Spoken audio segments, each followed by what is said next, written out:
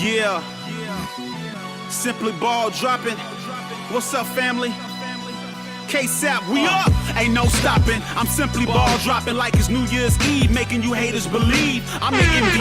Ask Mr. V and R&B, they do all sports, whether it's on the field or the court, from the arena to the ring. What? You wanna swing? I rope a dope like the one on this boxing thing. That's a punchline. I'm the greatest of all times. Got something on your mind? Hit us up on the line for that round table talk. Ask B Hunt and Sheena and K-Sap too for their views on our dudes. Marriage Chronicles for you lovers. Oh, I'm married to the game. The championships, the only time I wanna ring. K-Sap, the man behind the mic. Check 1, 2. It ain't a rap until I say it's a rap. Just fall through, pull up, the hottest spot smoking. Yeah, I got you open. This freestyle brought to you by James Ford. Pay promotion. Yeah, simply ball dropping. You know what time it is.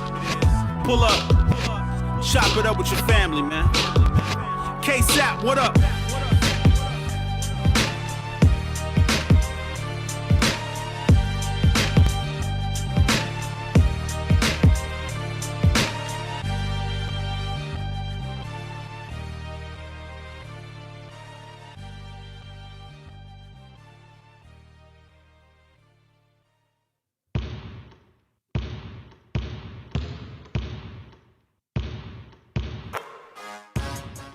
What we talking about? What's up, K-Sap? James Ford, that's me. Let me talk to him. Let's get it. I'm simply ball dropping. Simply ball dropping. Okay. Chopping up these topics, man. I'm simply ball dropping. Driving coast to coast, man. Driving coast to coast, making moves, ain't stopping now. Hey, let me put you on game. These other podcasts out here talking that shit, but ain't repping the same. This my bro K-Sap, chopping up topics for your optics. From politics to your top picks. Tune in, you gotta watch this. Exclusive material for your radio, stereo, pump it high definition. Make sure y'all smash the like button when y'all come in the building, man. Make sure y'all smash the like button. Jump on this wave. Somebody pass me a mic. Man, I got something to say. I'm chopping up these topics, man. I'm simply ball dropping. Coast to coast, making moves, ain't stopping. Driving coast to coast, making moves, ain't stopping. Simply ball dropping. Simply ball dropping. Chopping up these topics, man. I'm simply ball dropping. Yes. You know who it is. K-Sap, the man behind the mic of the Simply Ball Dropping podcast. Now we back. Now y'all see the title of the show. The debate is over. Stat padding a triple dub. Hey, I got Joke, TSU in the building. Brandon E, the real. Afro Sheen, Marcus, WNBA, W Basky 5. We got iToro, Damien, C. Lee. Now, let me address some of these comments real quick, man. Let me address Damian Fowler real quick, man. He said, boy, you a closet hater. Just refuse to admit it. Shaking my head. Reese obviously stat pats too, so be objective. Come on, Damien. You're not going to come in here starting that. Come on, man. You can't have it both ways. See, that's what I'm talking about. See, when it don't fit your narrative, you get upset. And you're getting upset because why you had to throw Angel Reese in it? Why I got to be a hater because I refused to admit it because I saw what I saw. But I've never said anything about Caitlin Clark ever stat padding. But if you got people out there that are going to constantly say Angel Reese is stat padding, this is the one time that I'm going to talk about stat padding because I saw it with my own eyes. The game was over. You had 5 Indiana Fevers around the ball, and they let Caitlin Clark get that last rebound. So stop it, man. You can't have it both ways. It is what it is, man. But Caitlin Clark put on the show. She put on the show. Come on, man. Stop it, Marquise Duncan. See, that's what I'm saying. If it ain't, see, when it has to deal with Caitlin Clark, that's the issue. That's the issue. That is the issue, man. But I have no problem with it. That's why I'm making this video. I have no problem with it. Basketball is basketball. There's no stat padding in basketball.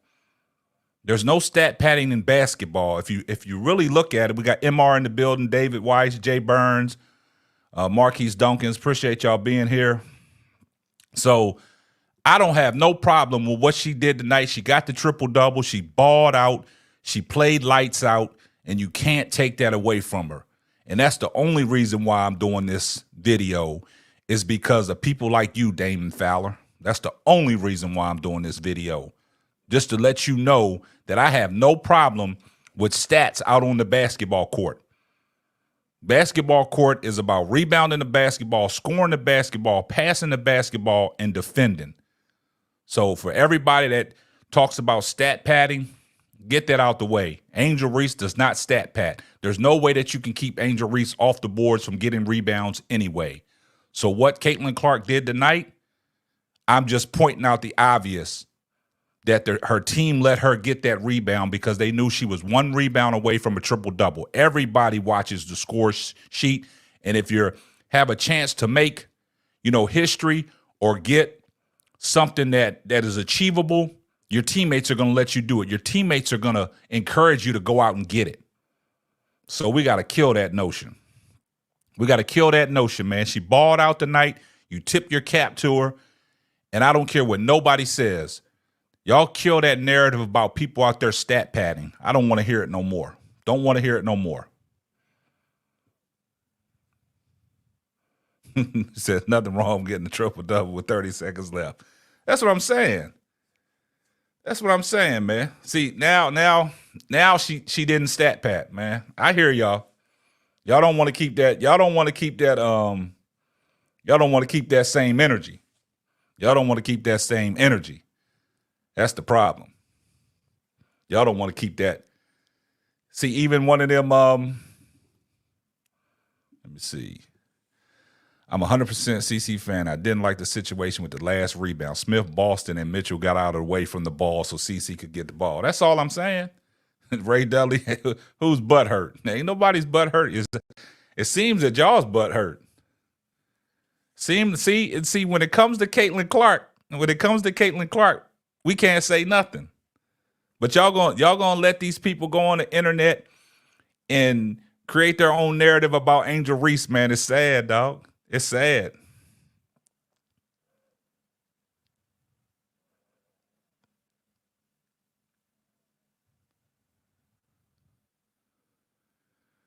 It's sad.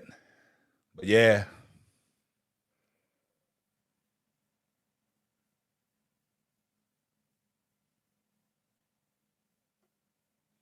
Why, Ray, man? Why I gotta be hating, man? Y'all crazy, man. Y'all wild, dog. Y'all wild, man. Y'all wild. Y'all wild, man. It seems like every time somebody say something about CC, man, y'all get up in y'all's feelings, man. Y'all get up in y'all's feelings, man. I'm gonna have to start playing that song Feelings, man, because y'all be getting all up in y'all's feelings, man. It's unbelievable, man. It's sad. That's sad what the world coming to, man. That people are falling out of relationships because of CC. You say anything about CC, people are disowning you, man. When you say something about CC, people are disowning you, man. You see the situation between Nancy Lieberman Klein and Cheryl Swoops, man. She disowning Cheryl Swoops because her opinion about CC. It's terrible. It's terrible.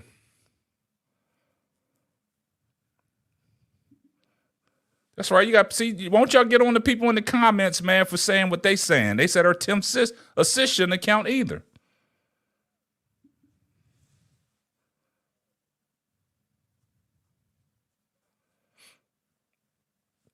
Ray, man, you starting to hate Ray. You starting to be a glazer, man. It is what it is, man. You get your basketball knowledge up if you think Angel Reese stat patting and Angel Reese causing her team to lose games because she took 16 shots, man. Come on, get out of here. Get out of here, man.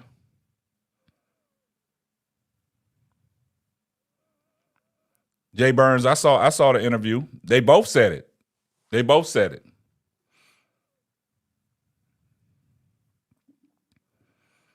I see a lot of people in their feelings tonight. I come in here, create a show. The debate is over. Stat patting at its finest, man, and and y'all in y'all feelings, man. I'm not wrong, Ray. I'm not wrong.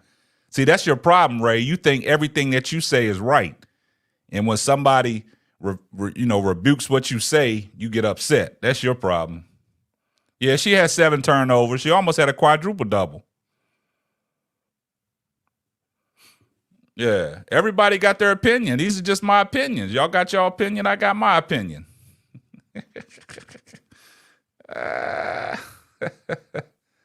Ray, this ain't no troll account. Stop. Jay Burns, man. You know how it works, man. You know how it works.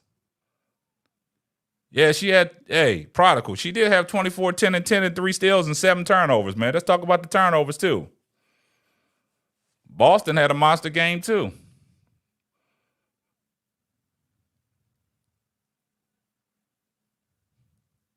Man, I'm not blatantly wrong, Ray Douglas, man. Come on, Dudley. How am I blatantly wrong? So your opinions about Angel Reese are blatantly wrong. Come on, man. So your opinions about Angel Reese, just because I'm not in here glazing Caitlin Clark the way you glaze her, man, don't get mad at me, man. Stop getting mad at me, man. Come on, Ray. I mean, you here for a reason, man. Go back and report to your Caitlin Clark channels where they over there, popping champagne right now. Come on, man. That's the problem. They think they only right.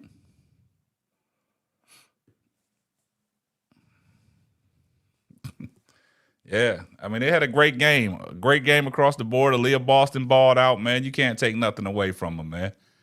Like I said, man, they the hottest team in the WNBA right now. They're scary. They're a scary team. They look like a well-oiled machine. Christy Sides, you got to put her in the conversation of Coach of the Year. Now you got to put her in the conversation of Coach of the Year. But when I say that, people ain't gonna like that because everybody wanted to fire Christy Sides at the beginning of the season after the 1-8 start. But she has turned things around. But don't nobody want to give her praise. Just like yesterday when Christy Sides gave Kelsey Mitchell her praise. Don't nobody want to hear that, though. But it's all good. They had a great team win tonight. They balled out. You can't take nothing away from them. Like I said, the hottest thing smoking right now in the WNBA, and it ain't even close, man. They balling out. Kudos to them, man. You tip your cap to a great performance by Caitlin Clark and Aaliyah Boston. They balled out. A consistent, game that they had. They did well. Alyssa Smith, 13 points. Aaliyah Boston, 24 and 14. Kelsey Mitchell, 18. Lexi Hall had 4, but she had 4 rebounds, and Caitlin Clark had the 24, the 10, and the 10. So as a team, they balled out, and kudos to them. Yeah. Somebody said WFC. Ray, won't you get on these people in the chat, man? Ray, get on the people in the chat for, seeing the things that I saw. Get on them. Don't get on me. Don't be mad at me, man.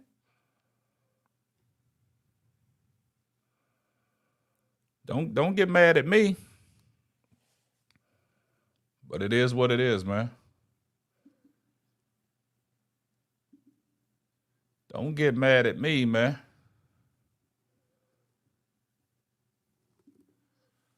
I never throw a rock and hide my hand. I always show my face.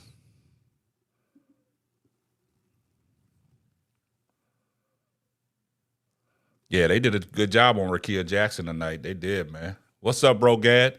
Bro Gad, I'm gonna drop the link for you. Bro Gad, I want you to come up, man. I'm gonna drop the link, man, if you're available, man. I'm gonna bring you on up. I'm gonna drop the link for you. If you're available. Yeah, Rakia got shut down. Yes, sir. They locked her up, man.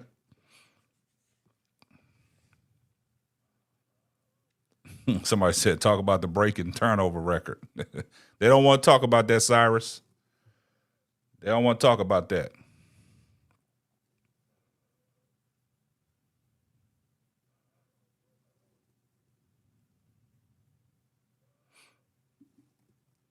I agree with the sisters flaw down in the NBA and the WNBA, but it is. That's what I said. It is what it is, man. Yeah, appreciate that, Christopher. Tell them to hit that like button. Hit that like button. I did talk about their man. Come on, I did talk about that, man. I said they the hottest team in the WNBA, man. Come on, man. Where y'all been at, man? Y'all only hear what y'all want to hear, man. Y'all got selective hearing, man. When I give them their kudos and tell people that they're the hottest team in the WNBA, y'all don't want to hear that. Y'all only want to focus on the negative stuff I say. Y'all don't want to focus on the positive things I say. Y'all got selective hearing, man. Y'all got selective hearing, man. Come on, man. Hit that like button, man. Come on, man. Send them super chats, man. Y'all support the channel, man. Help the channel grow, man. We provide this content for y'all every night. Something y'all can come in the chat room and get y'all's mind off some things and then just ramble.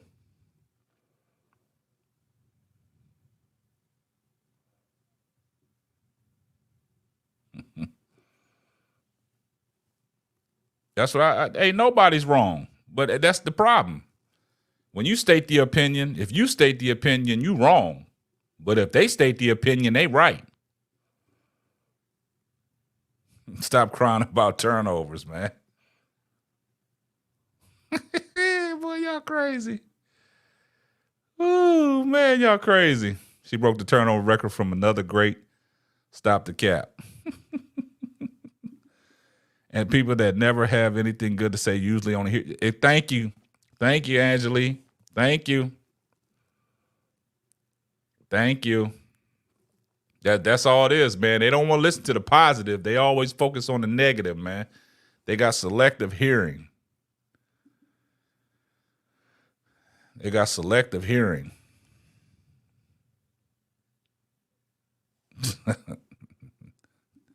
Nah, it's some brothers in here too saying the same thing, Bob Jones. So it is what it is. But yeah, you got to respect it, man. I wouldn't be surprised if Clark purposely had a bad game or the Fever purposely lose to the Dream just so the Sky can miss the playoffs. Hey, it is what it is, man. It is what it is, man. Yeah. Shout out to RS, man. Always coming through, supporting the channel, man. I appreciate the love, man. Appreciate the $5 super sticker.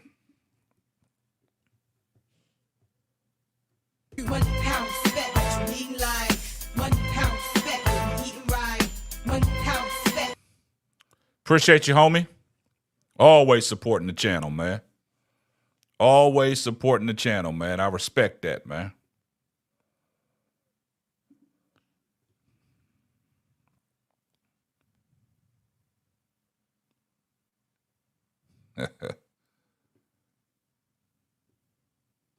Yeah, but hey, it is what it is, man. Caitlin Clark balled out tonight. I give her props, man. Give her just dues, man. But it is what it is, man. Y'all can't have it both ways, man. Y'all not going to hijack the show talking about I'm hating. I'm not hating. I'm not hating. Y'all here, though. I mean, y'all don't have to be here, man. Y'all could be tucked in. Y'all could be asleep, man. Some of y'all should be in the bed, man. But y'all want to see what's going on over here. Yeah, Terry Vaughn. Tell them get them likes up, man. They here for a reason, man. Shout out to Israel. Israel came through with the $5 super chat.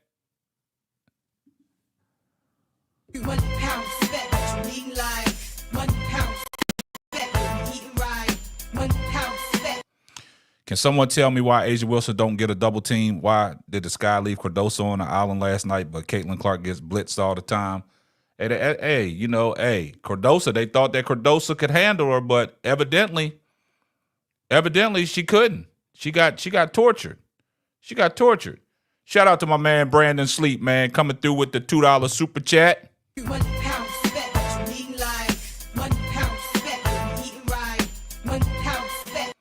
Hey, Brandon said Caitlin doing it again. Shout out to AB also. Yeah, Caitlin balled out, man. She balled out. Triple-double, man. She balled out, man. She doing great things, man. You can't knock what she doing, man. She's elevating. The second half of the season, man, she has taken her game to new heights. This is what everybody thought Caitlin Clark was going to be when she first came into the WNBA. It took her some time to get her feet wet. The Olympic break helped her out, like she said. She got a chance to get her legs under her, and it's showing. It's showing that, you know, she's doing some great things, man. So it is what it is, man. She's doing great, man. Yeah, Timothy McMillian. I agree with you, man. They did, man. It's the refs, man. The refs across the board, man. You can't just blame it on one or two games, man. But I just don't think Angel Reese gets the benefit of the cause. But it's all good. The only stat that matters is the win. The other stats just show what needs work. I agree with that, Ronnie. Yeah, I appreciate everybody that's donated to the channel, sending the super chats, man, that really mess with me, that really fuck with me, man. Prodigal, my man, Prodigal. Prodigal comes through, man. I appreciate you, Prodigal. Always here, man, showing support and love, man.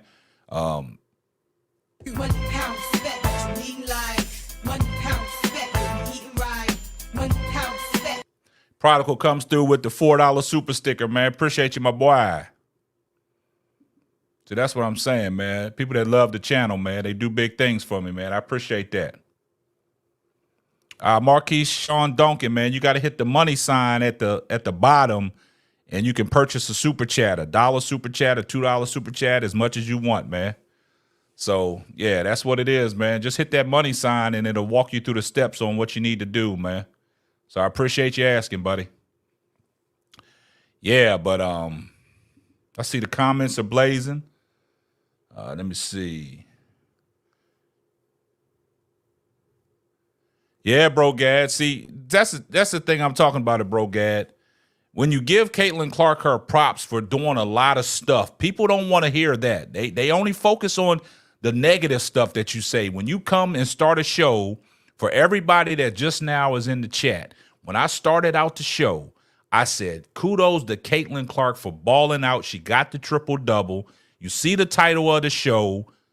The debate is over. Stat padding a triple-double. So I just focus out the point, and then everybody just came in here glazing, and I said, I'm not worried about the stat padding. She got the triple-double, but the game was over. 5 Indiana Fevers around the rebound, and they let Clark get it. That's all I said, and then everybody started going crazy. That's why I said you can't have it both ways. I said, y'all want to talk about Angel Reese all the time, stat padding, and one time I bring up Caitlin Clark, I have never mentioned anything about Caitlin Clark stat padding. The first time I mention it, I got to be a hater. That's what I'm talking about. I got to be a hater. And then I also said, you know, she stepped up defensively as well. But didn't nobody want to hear that? Don't nobody want to hear that. They just want to hear the negative stuff. They just want to hear that I said that she stat padded. Shout out to Marquise Duncans, man, with the $5 super chat, man. Appreciate you, my boy.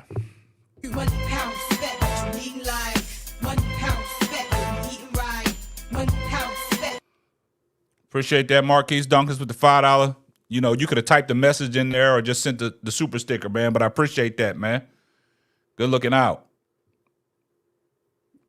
But that's what I'm talking about. Everybody wants to focus in on the negative stuff. They don't want to, you know, highlight the positive things I say about Caitlin Clark. That's why it always looks like it's negativity from my standpoint.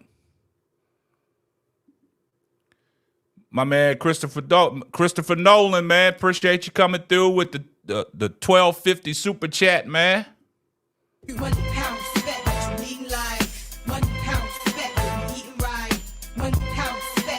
He said, keep up the great work, Coach K. Sapp. From one retired basketball coach to another, I love your takes on the game of basketball. I'm here to support. Appreciate you, my boy. Salute. That's what I'm talking about. The love, man. See, we got people that love me and we got people that hate me.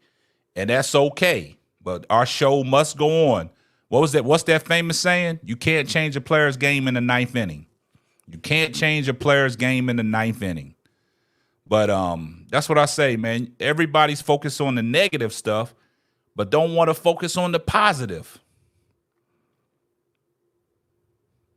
See, and it's always an excuse. Oh, the ball bounced to Caitlin Clark. See, it's always an excuse. It's a different agenda that y'all pushing. But nevertheless, everybody wants to focus on Caitlin Clark's triple-double, but y'all don't want to focus on what Aaliyah Boston did tonight. Aaliyah Boston was a monster down in that paint.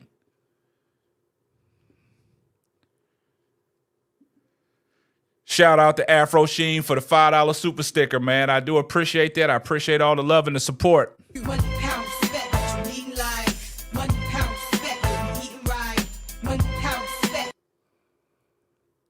Man, I appreciate y'all.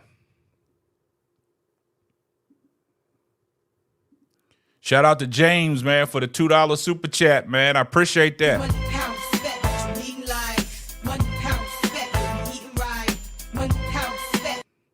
I'll stat pat too as long as I get the W. Hey, it is what it is, man. I have no problem with everybody's interpretation about a stat padding. To me, stats is stats, man. It's going to be what it's going to be. Everybody just has to respect it. That's why I came in here and said you can't have it both ways. That's why I said please kill this narrative about every time you turn around, the people that don't like Angel Reese always talking about she's stat padding. Don't do that. You can't have it both ways because when it's on the other side, it's all good. It's not stat padding. It's like, oh, she went out and got that rebound. Come on, man. That rebound was the easiest rebound that anybody could have got. That's all I'm saying. But see, when Angel Reese was killing people's narrative, when she was on that double-double streak, everybody wanted to say, oh, she's stat padding to get the double-double. Everybody's just giving her rebounds. Come on, man. But don't nobody want to talk about that last rebound Caitlin Clark got. That's all I'm saying, man. That's all I'm saying. Boston carried them, the team. How many shots she missed and turnovers? Yeah, I mean, when people have their opinions about other players on that team, I just think it gets swept under the rug. Forever faithful to him. Chicago guards didn't guard Clark at all. It looked weird as fuck. The machine paying them to players to pat her own stats. Y'all crazy. Y'all crazy. It is what it is. Shout out to Israel for the $2 super sticker. Yeah, hey, we'll talk about it. We'll talk about it.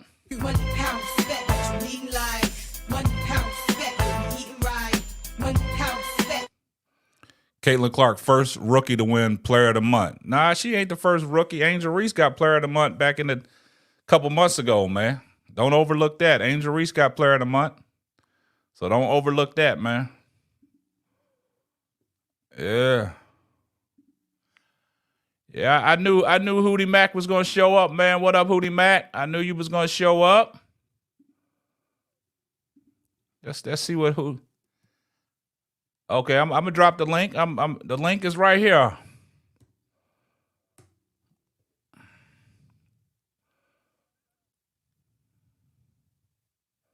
Yeah, Angel Reese got Rookie of the Month 2 months ago, I think. Bailout Queen, I got you.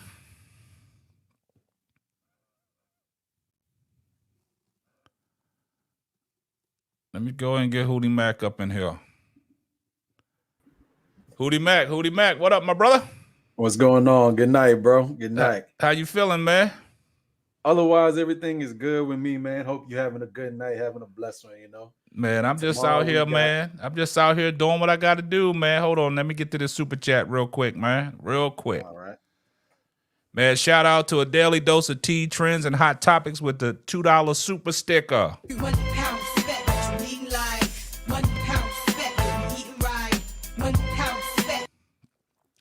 Appreciate you, my boy. All right, go ahead. What you got, Hootie Mac? Talk to me. Well, tomorrow we got a hell of a game. The Storm and the Liberty. As the resident Liberty fan in the building, we know the Liberty is taking that. But I just want to put this out there. Not saying that it will happen, but if the Storm keep taking L's because they're in the 5th spot, if they keep taking L's, there is an outside chance now though that the Fever could potentially climb to 5th. Oh And yeah, then they moving up in the standings.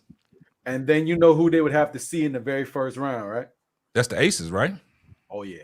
Yeah. Oh yeah. I've been keeping a close eye on it, man. In a way, I kind of want to see that happen. I love the Storm. I like watching them play, and I want to see them win.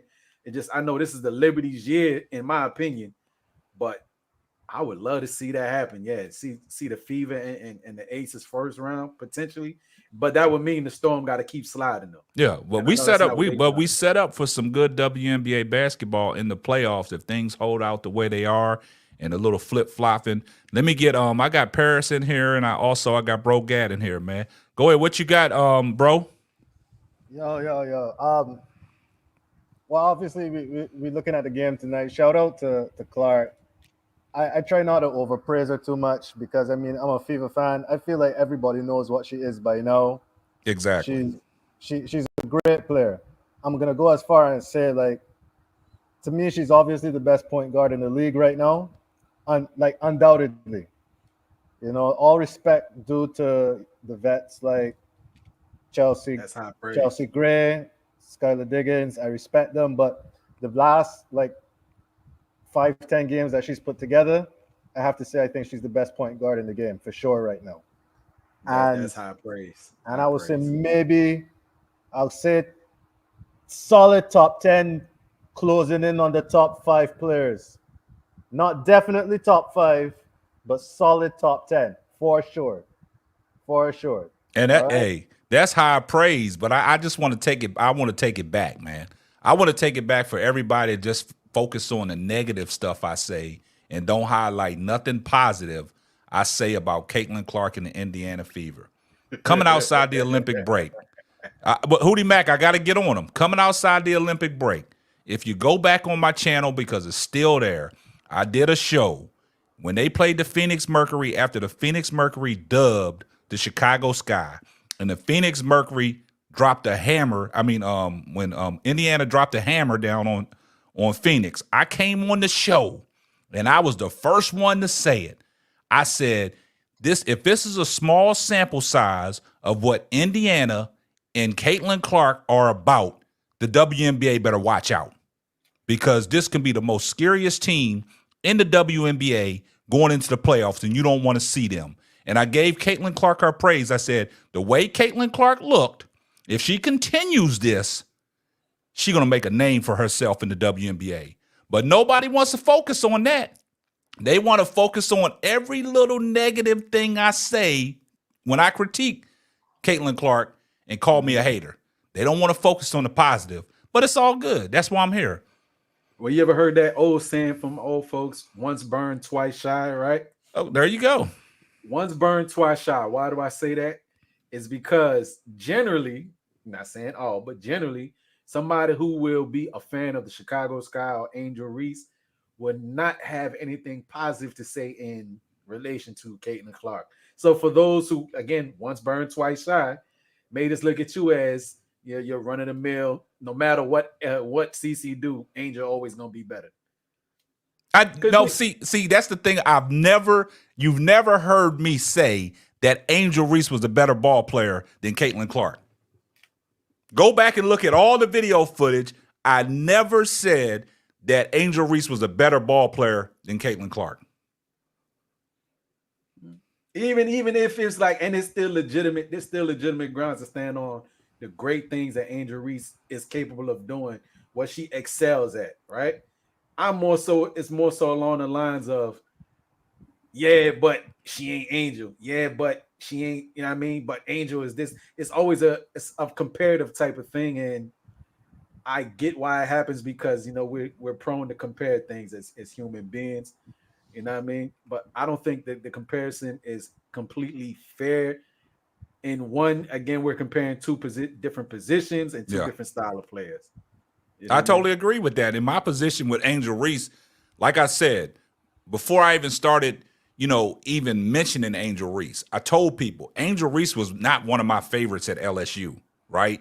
She just started to grow on me when she got into the WNBA because of the naysayers, the negativity, everything she was put up against her, and she was defying the odds. She was coming out proving people wrong. People don't know the history on Angel Reese with the rod in her leg, the plate in her foot.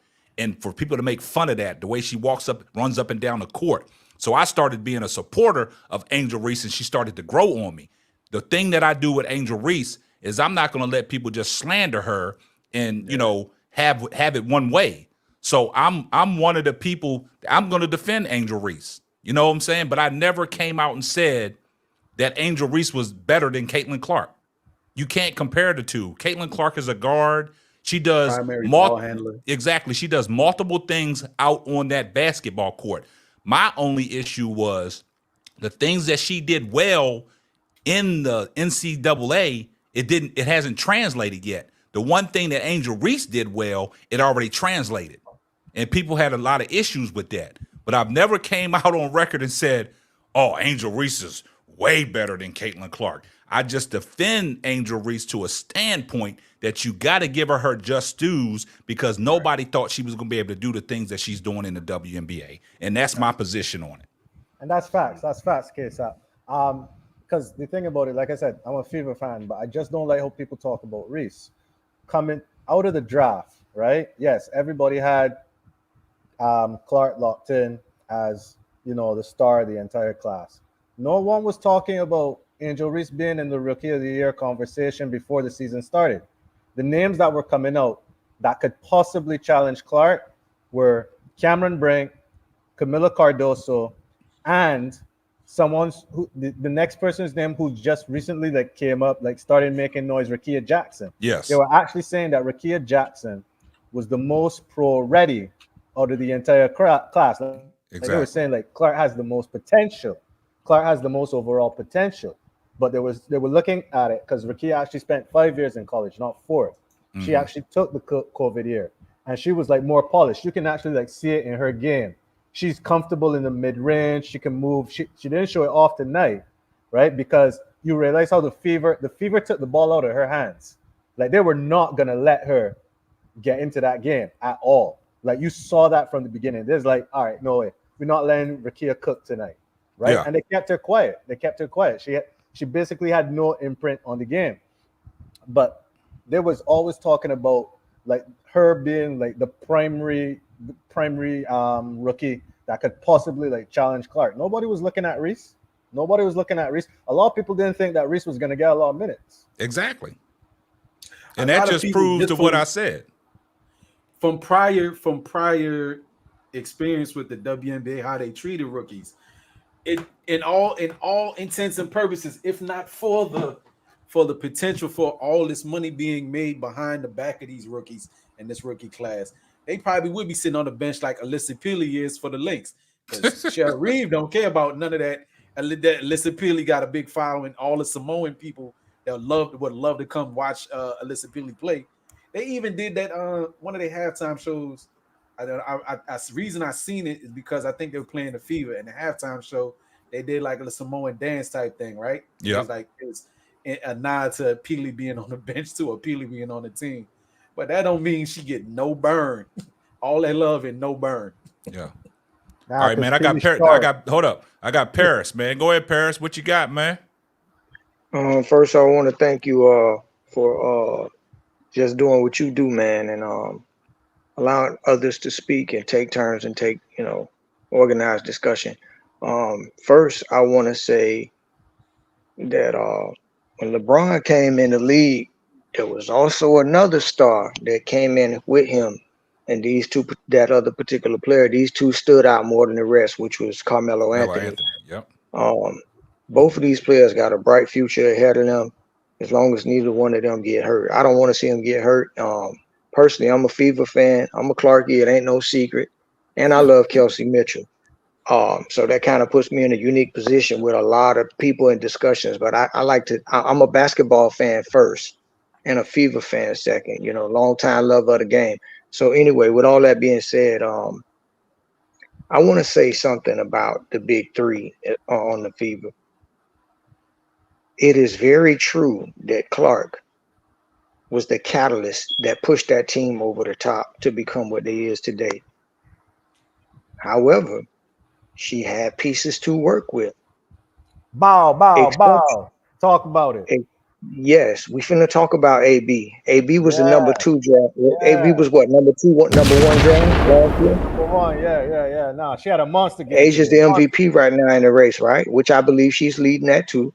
But guess who was behind? Who got drafted out directly after Asia Wilson? I want somebody in the chat to say that. Y'all type it in there. After Asia Wilson. All right, hold Yeah, on. who So let got me get hold your thought. Let me get to this super chat real quick. Appreciate the L Jones Network for the $5 super chat.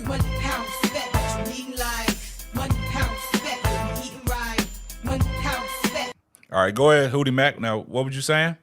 I was asking him the question. He said who was drafted after Asia? Oh, Yeah, who got drafted out of Asia? You know who that is, bro? Quick Google search. That she got drafted what in 2018? Was it? Kelsey Mitchell. Say it again. Kelsey Mitchell. Okay, cool. So for everybody who thinks that Kelsey Mitchell is not an integral part of that big three, listen, that big three goes nowhere without the role players. Okay, the big three needs the role players, and the role players need the big three, and each one of the big three need each other. If you take Kelsey Mitchell out of that equation, you're going to see a different fever team.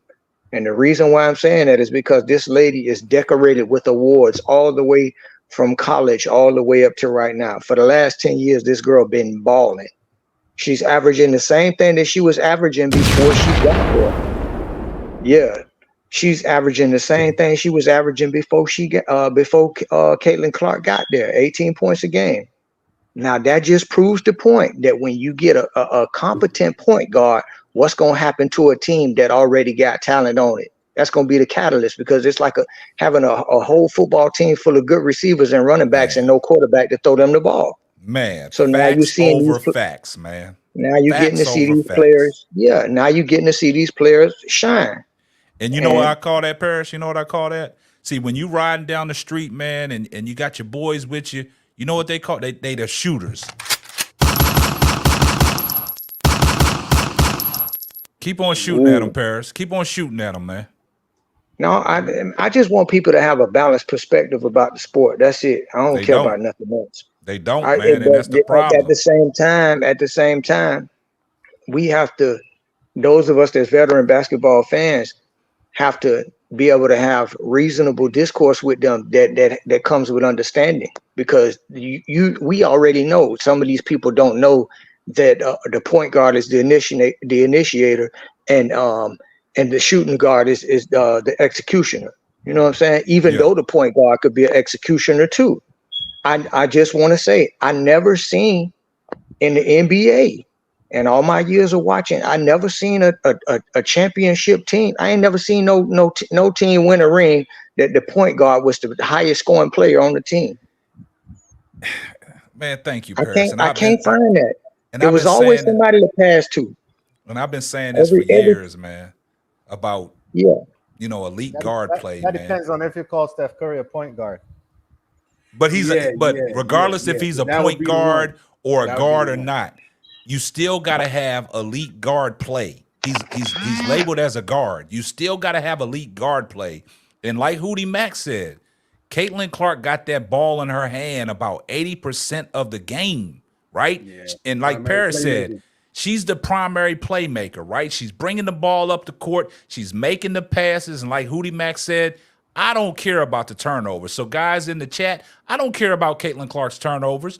So if I mention them, stop getting your panties all up in the bunch, man. I don't care about her turnovers. LeBron leads the NBA in turnovers, and he's great.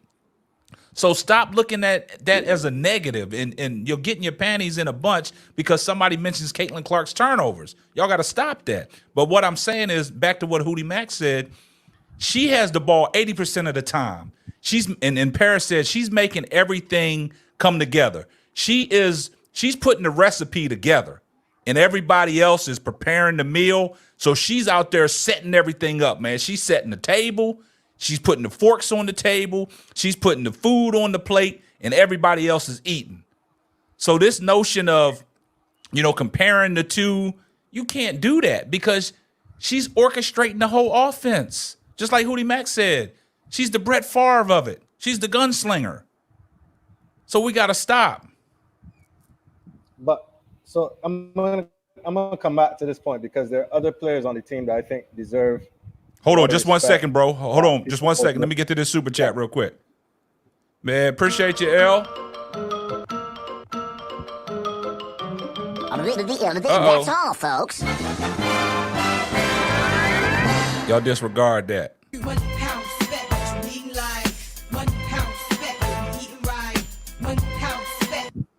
Yeah, L. Jones Network. Reese was named WNBA Rookie of the Month in July. Hey, thanks for correcting the chat. I told people, somebody came in there and said that Caitlin Clark was the first to do it. Nah. Thank you, L. They made that a big announcement about it on the news too. That's, yeah. So you know, anything that girl do, you know, it's a big announcement. First ever too. Yeah. Anybody first ever. Yeah. Yeah. All right, now go ahead, bro. Go ahead and finish your soliloquy. Now I realized something that apparently there's a couple of people in the chat that seem to have a problem with me. I don't know if it's an accent or something, right? But anyway, we're gonna keep talking some ball. So, Nalissa Smith, right? Nalissa Smith was catching a lot of slack early on in the season, and I mean, some of it was reasonable. You can tell that she's a supremely talented player, bro. Like, she can move with the ball. She can put it on the floor. She can get up shots. She has a mid-range. And in terms of assists, right? When a lot of the balls that you see Caitlin Clark passing into the post to A-B, that's not really, she doesn't play the pick and roll. Smith doesn't really play the pick and roll. So she kind of sticks out in the offense. But you realize that she's getting more and more integrated into it. And she's starting to ball out. And it almost felt like she was getting froze out at first because Mitchell was eating, Clark was eating, Boston was eating, and her numbers. Smith was the only one whose numbers were down from last year, right? So people were almost like, well, she don't really fit in. She might have to go and find another team to play with or so on. But she's been playing really, really, really well the past few games, all right? So I think you got to shout that out. The next thing is, because I'm looking at the stats here, because I'm trying to remember what I saw with my eyes. Katie Lou Samuelson, I don't really think she did a lot in terms of the offense, but defensively, her length was killing a lot of the smaller. When LA went small, and they had on Ari McDonald and Odyssey Sims at the same time. Samuelson, she was a really, really good defender. They were trying to go straight up at her. Diarra Hamby couldn't really get around her with both her and Boston in the paint. So that really, really helped the team a lot. And the team defense is actually what won them, because this was the first time, I think, in 3 games they didn't put up 100 points. Yeah. Clark had a very sloppy game with the turnovers. Very, very sloppy. And I don't like this whole idea about how turnovers don't matter. That's bullshit. Turnovers always matter. And they matter the most when it comes to the playoffs. That's what I said. In the playoffs, the pace slows down. Yep. And every possession matters, right? So I don't like to hear this bullshit about how turnovers don't matter. So in terms of handling, she improved her pace of play and taking care of the ball in the second half. Yes. In the first half, she was way too sloppy, right? But in the second half, she played a really clean game, really controlled game. She turned it up in the third quarter, especially. And what I liked to see that I wasn't seeing before is she was actually giving defensive effort.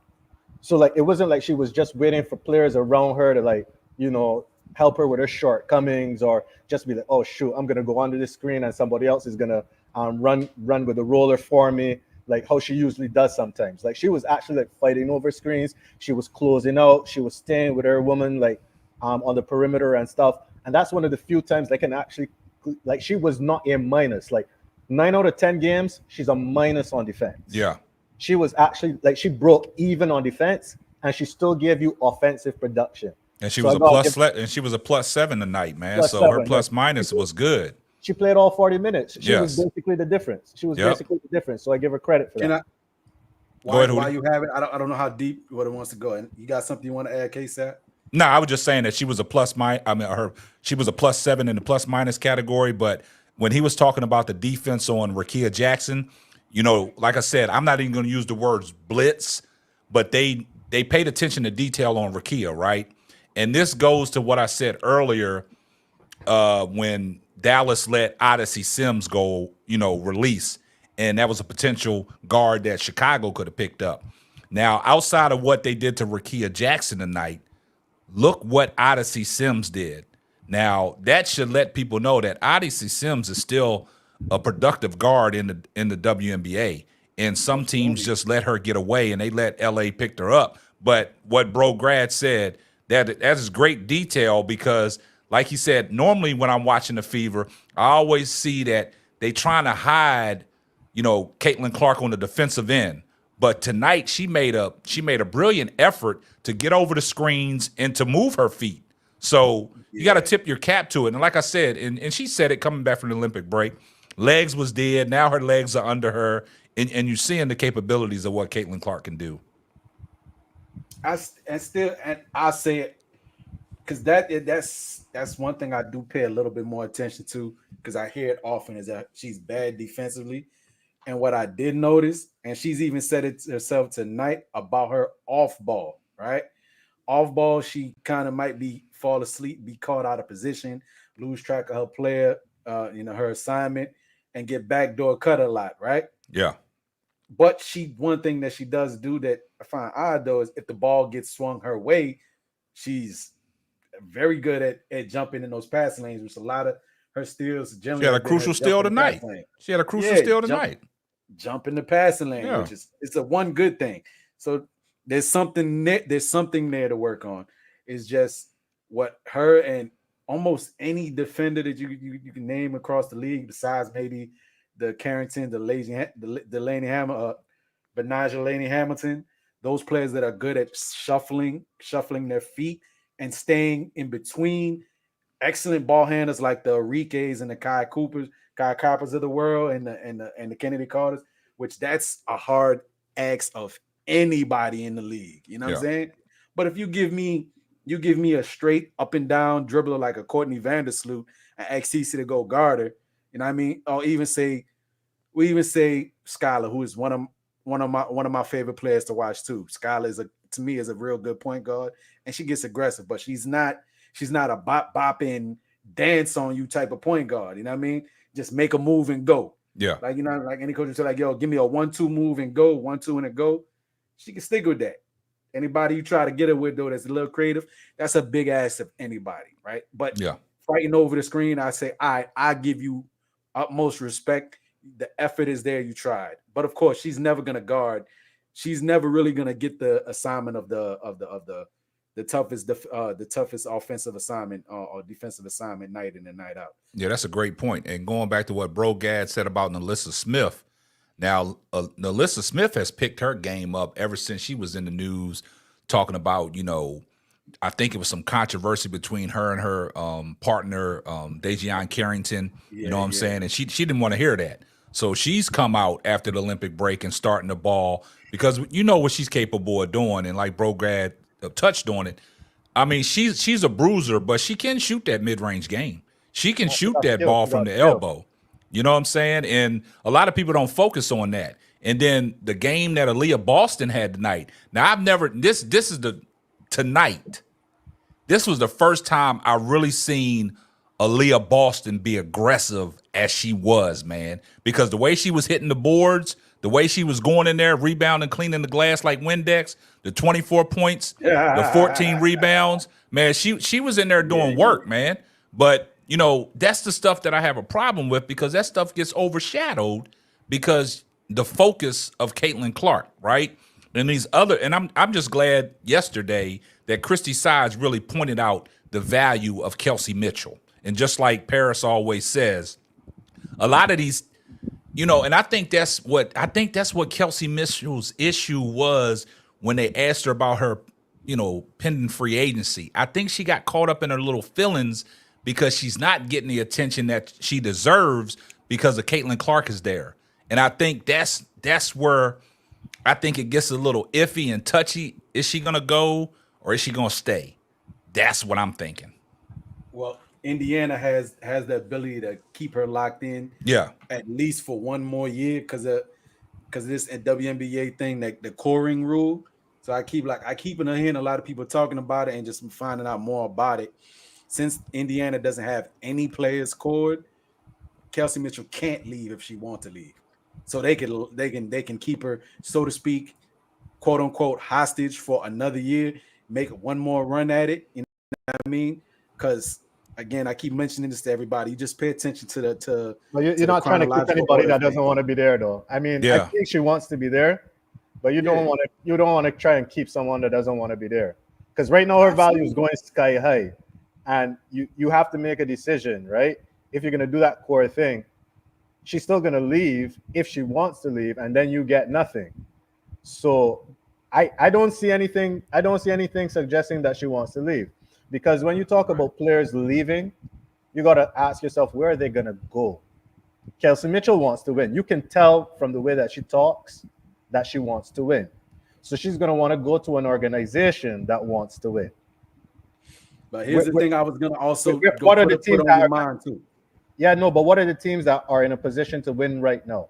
You got the Liberty. There's no space for her on the Liberty, right? She's a great player. She can walk into any starting lineup. But you're not going to tell Sabrina Ionescu, you need to come off the bench for Kelsey Mitchell. You're not going to do that, right?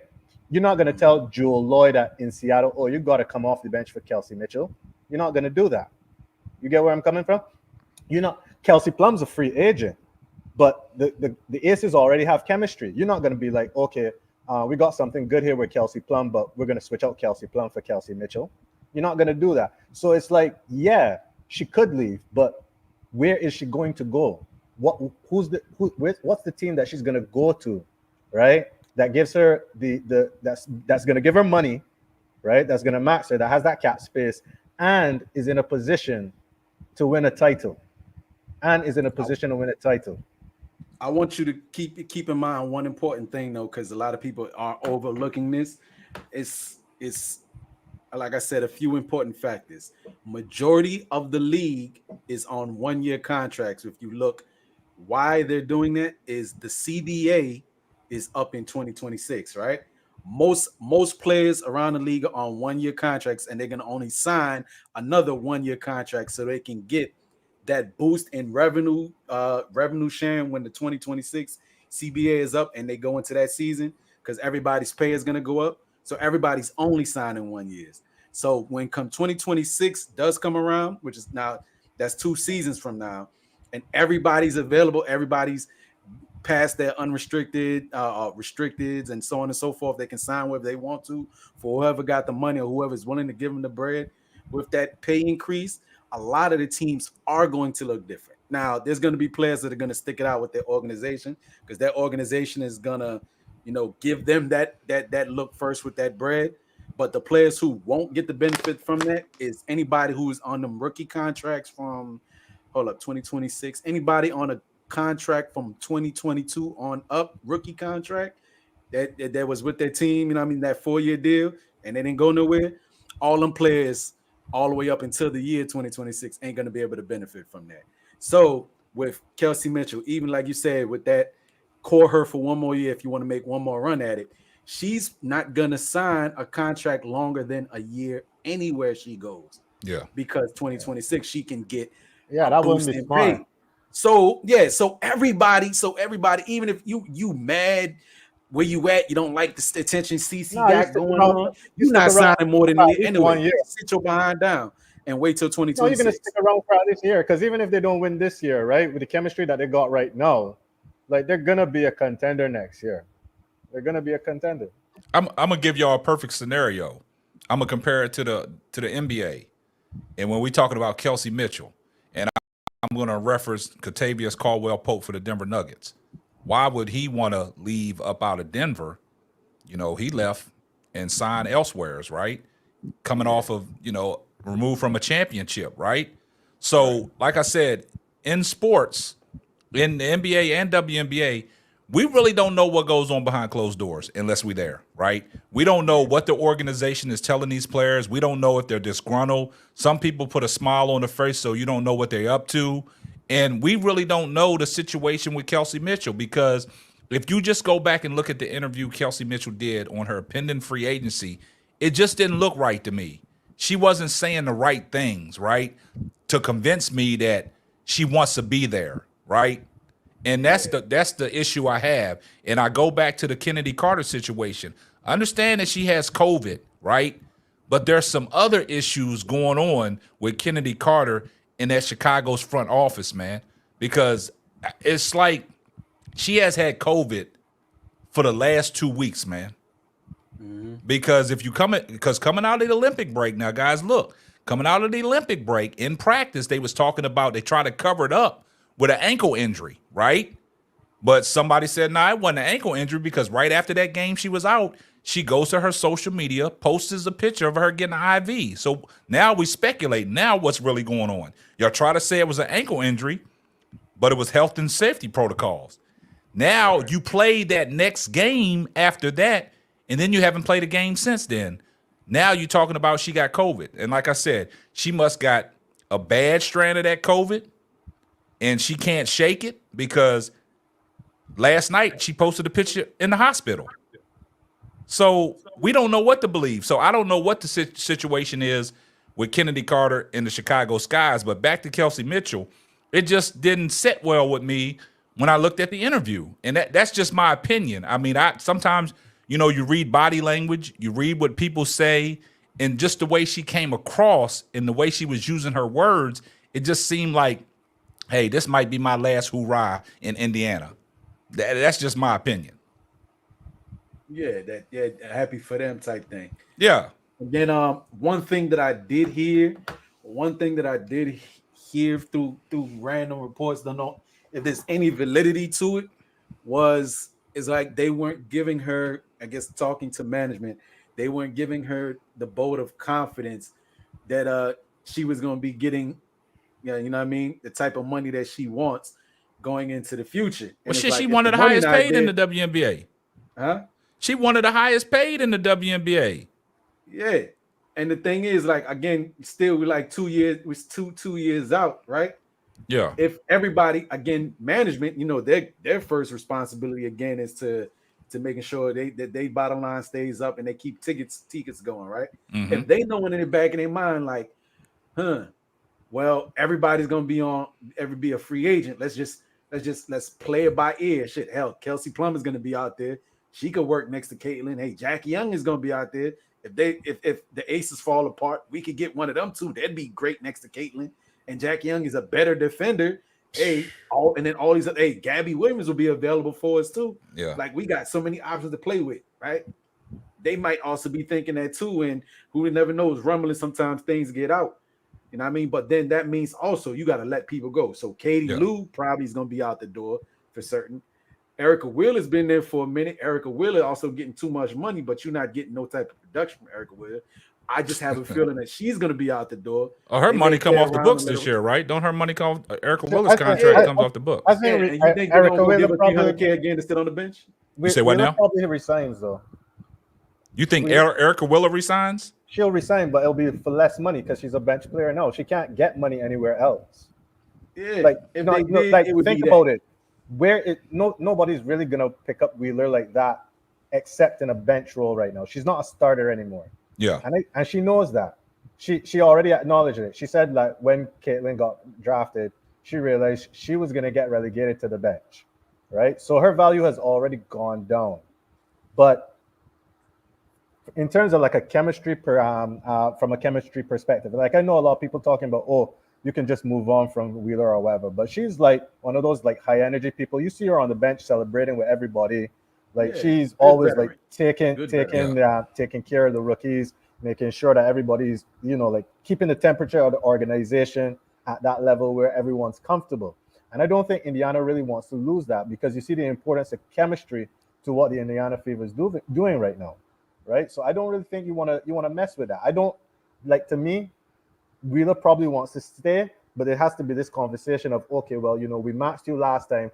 We paid you for, for past performance, right? Mm-hmm. We paid you for what you did in the past. You're not going to be able to do that going forward. We want to keep you around, but obviously that means that you got to stay at a discount. That's all. Yeah. Yeah, I agree with that. And I want to touch on what Jamar just said. He said, you think players want to go to the Fever knowing Caitlin Clark will get all the credit and none of the blame? I don't think so. And I'm glad he brought this point up because I was sitting here thinking, as great as LeBron James is, a lot of people got him as the GOAT, the best basketball player of all times.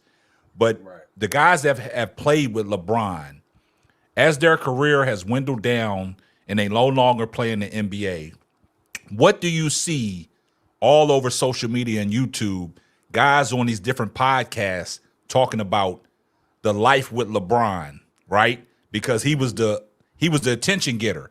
He was getting all the, the hoopla, right? So now we look at Caitlin Clark. As great as Caitlin Clark is, the generational talent she is, we don't know what these players really feel about playing with her, right? A lot of people might be happy. A lot of people might be disgruntled because of the fact you don't get no credit at all. And I think that Kelsey Mitchell is caught up between a rock and a hard place. And as her career dwindles down and she gets a chance to talk about it, I guarantee she's going to come out and say something about, this is what I had to deal with playing alongside Caitlin Clark. That's just my thinking. I don't know, man. I can get it from the outside of like the noise of outside of the organization, but overall, I don't think nobody has an issue with Caitlin herself, right? So no, I'm not saying the issue with Caitlin herself. I'm not saying that. I understand what you're saying, Hootie Mac. The outside noise. Yes. But the thing is, though, when you talk about players like Bron, Kobe, people saying that they play with Kobe, and Kobe was the problem, not the outside noise. People played with them, and it was like, that nigga hard in practice. He talked to me crazy. Nigga punched me like Draymond Green, or the nigga made me cry, disrespecting me. Is the player in some of those situations, like the way LeBron treated me. Yeah. Or the way Kobe treated me. Not what they said about me outside. I don't understand this argument about planning. I mean, like, to be honest, Clark casts a huge shadow, right? You know that. But yeah, I don't really understand this argument about Mitchell worrying about playing in her shadow, because coming into the season, no one was calling Kelsey Mitchell the best player on the Fever. People were saying that Aaliyah Boston was the best player on the Fever, right? That was from last year, because remember, they moved from 5 wins to 13 wins when Boston came in, right? Boston won Rookie of the Year, and that was the first year that Mitchell was an all-star. Boston came in as a rookie and was an all-star, like straight out the gate. And then when Clark got drafted, people would be like, well, she might not even be the best player on her team. Boston is going to be the best player on the team. No one was saying that Kelsey Mitchell was going to be the best player on the team. And the reason for that was because Kelsey Mitchell, as everybody said, beside the higher field goal percentage, she was doing everything that she's doing right now. That she was doing last year. Which was putting the ball in the bucket nonstop, right? She was just doing that. But the problem was that it wasn't correlating to wins. So, people respected her as a baller. No one was saying that Kelsey Mitchell can't play. There was questions of whether or not, she's a player you can win with. Now, that's unfortunate because she was going through coaching changes. She was going through a roster which was not built to win.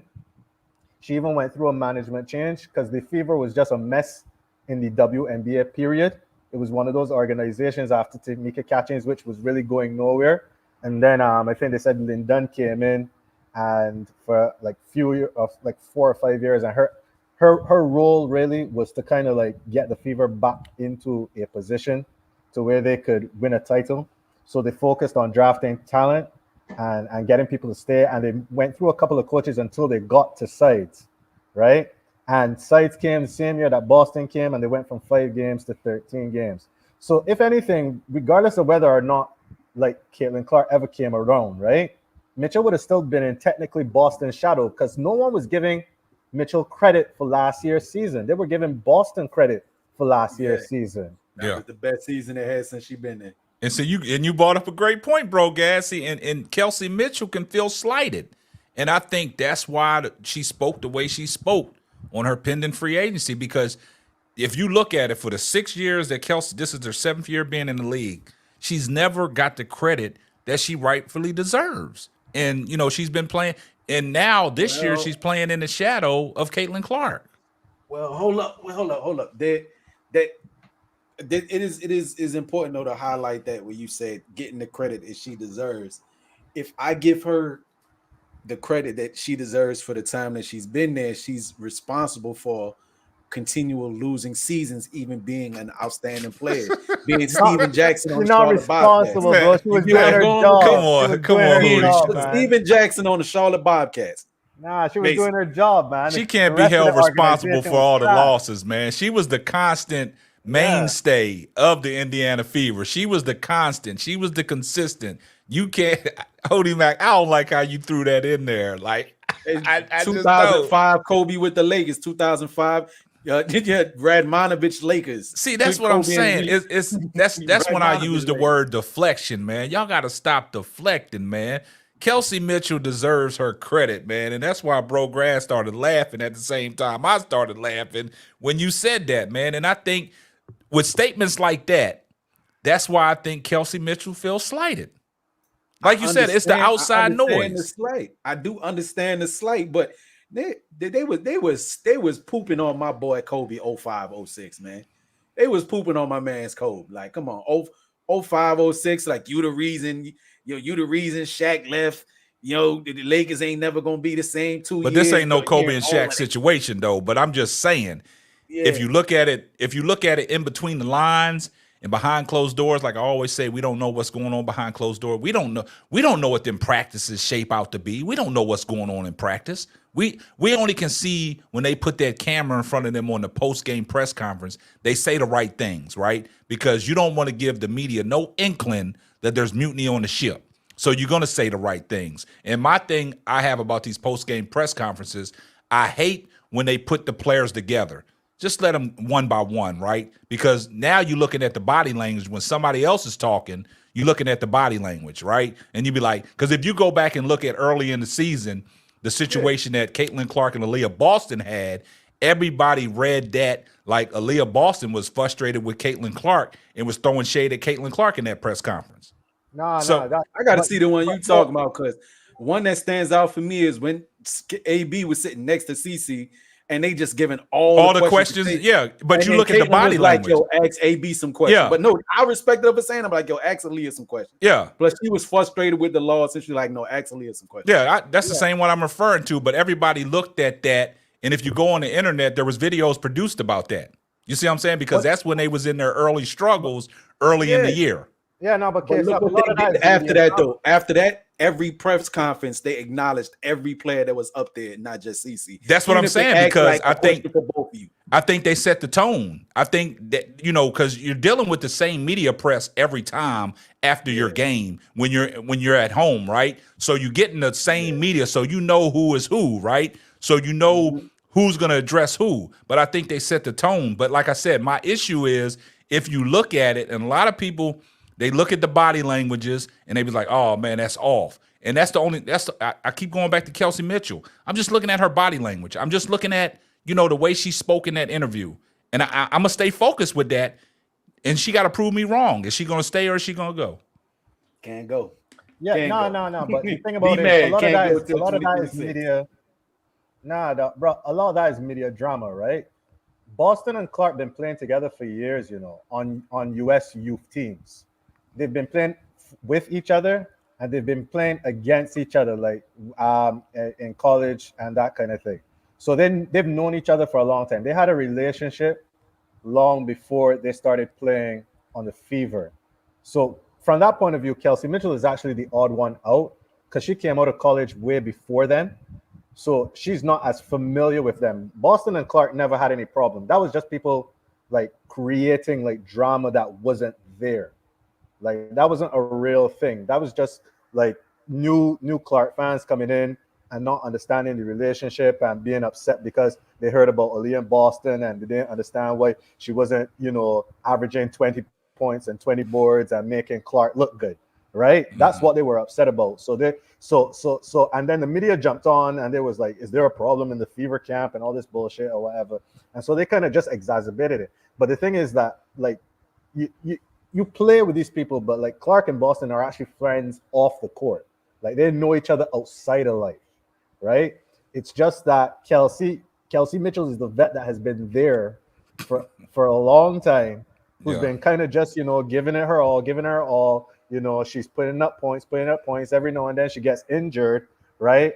When she's having a great season, but she keeps putting up points. Even when she plays well, the organization is trash, the coaching is trash, the players that they bring in are trash. She's working with a bunch of rookies year after year, right? So she's not really getting a chance to shine, even though people know she's a bucket. And then these two rookies come along, and everybody forgets what happened while she was working with the organization that was trash, right? So it's not like everybody's like, oh, Boston came in and immediately they go from 5 wins to 13 wins. So that had nothing to Kelsey, man. That was all Boston, right? And it's all like, okay, well, I guess, I'm chopped liver. Then Caitlin comes in and they go from 13 wins to in the playoffs. And it's like Kelsey Mitchell gets forgotten. So what happens now is she goes on a run and she's just scoring. She's taking advantage of the point guard play. She's taking advantage of the space. And she's like, I've always been like this. I can always play like this. And to me, she's just playing the free agency game. I don't think that she necessarily feels slighted or that, she's upset or anything. It's just that she has a spotlight now because everyone is looking at the Indiana Fever, obviously because of Caitlin Clark. Everyone is looking at the Indiana Fever, and she's like, well, yeah, y'all are looking, and this is what you were missing for the past 6 years. This is what I can do, right? So she's just saying, look, value me. She's not necessarily saying, I'm going to leave. She's saying, whoever wants me on a team needs to value me. That's all.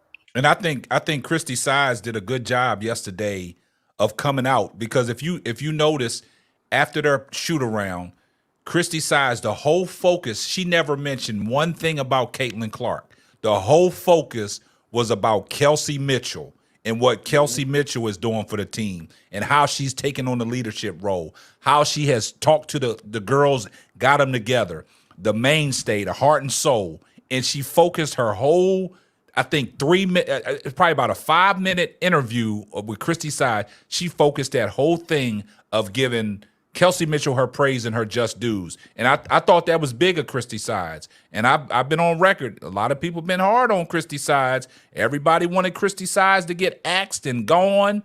But what Christy Sides has done over these last 9 games, she should be in the topic of conversation of Coach of the Year. That's me personally. Absolutely. Two of them. Look, somebody said it ain't gonna happen. Cheryl Reeve and Christy Sides. Those are the only 2 Coach of the Year. Only 2.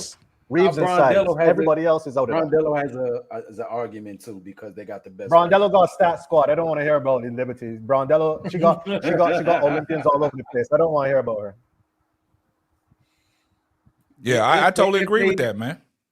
I don't know if they out of the chance of making it, but like setting the all-time wins record.